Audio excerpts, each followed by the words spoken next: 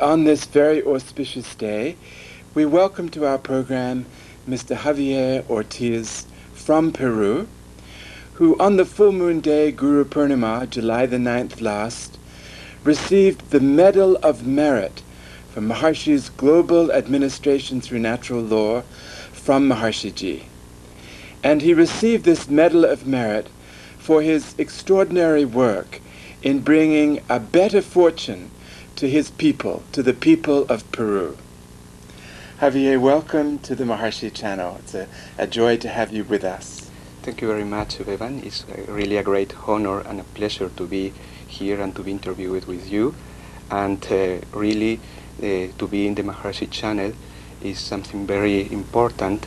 And also, to have this channel is really a signal that we are presencing heaven on earth.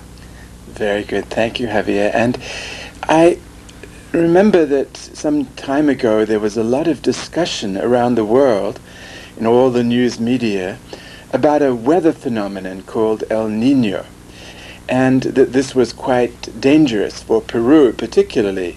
So can you tell us something about that and how you heard about that phenomenon, when you heard about it?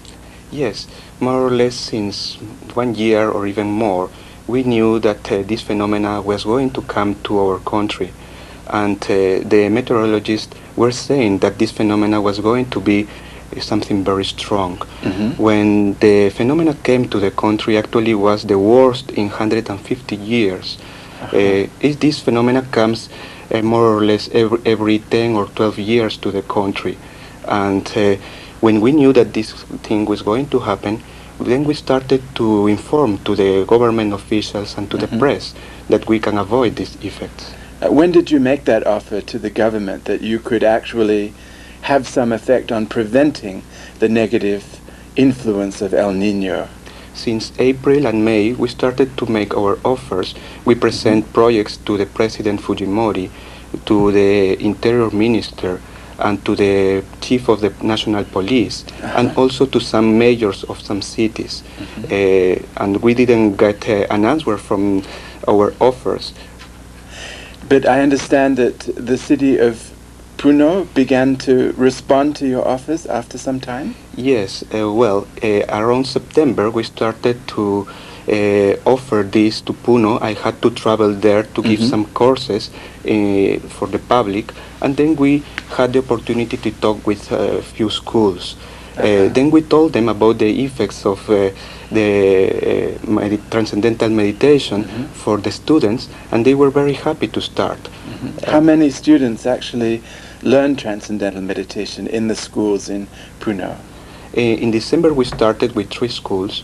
In San Carlos School we started with around 30 students.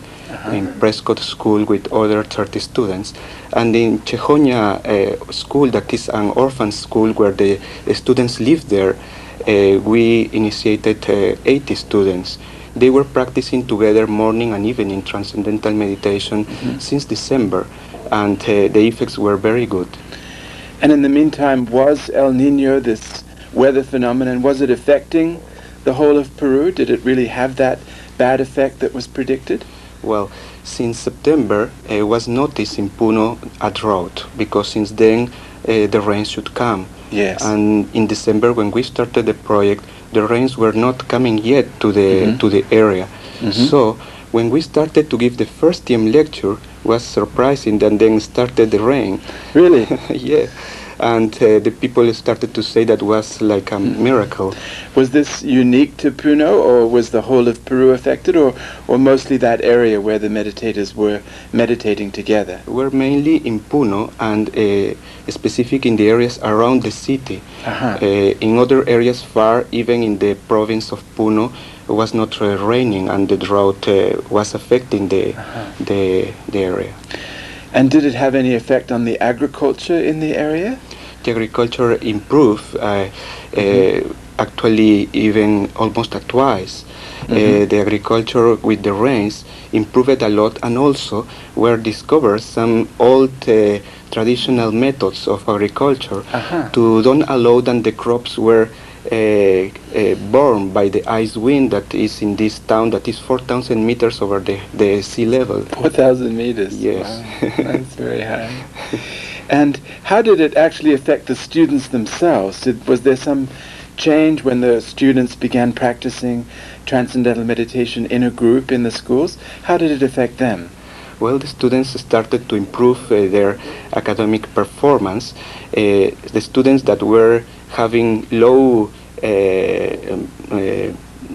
performance in the school, they started to overtake even the best students of the school in just 1 week that they started. Really? And even we had one student that his name is Jorge Murillo, and he got the National Award of Mathematics from the San Carlos school. Very good. Beautiful.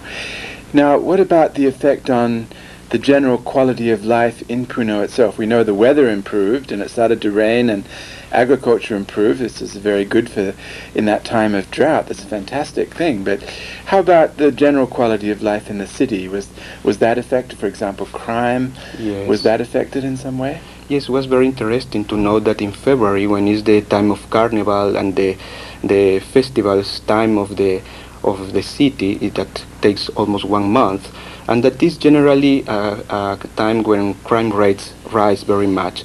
During this year was very silent. I was there, and the experience was very nice. Even the people was experiencing the happiness of the festivals, but they were not drinking so much, and the crime rate also diminished enough. Very good. How did the press react to this? Did the press take this phenomenon seriously that you had created with the meditating groups? Yes, actually 4 newspapers put good articles, very good articles, saying that our meditation in group was creating this effect that brought rains to the city instead of the drought. And they were quoting even that was a miracle, and that they were proud and they were very happy that we came to give this knowledge to the city. And another point very important is that the Titicaca Lake, that is the sacred lake of the Incas, and was saying that was the origin of the creation for the old tradition of the Peruvians. It was coming low and lower the level of the lake since many years. And during this time, the level of the lake started to rise even to around 70%, and that was caught by El Comercio newspaper, that is the biggest newspaper in the country.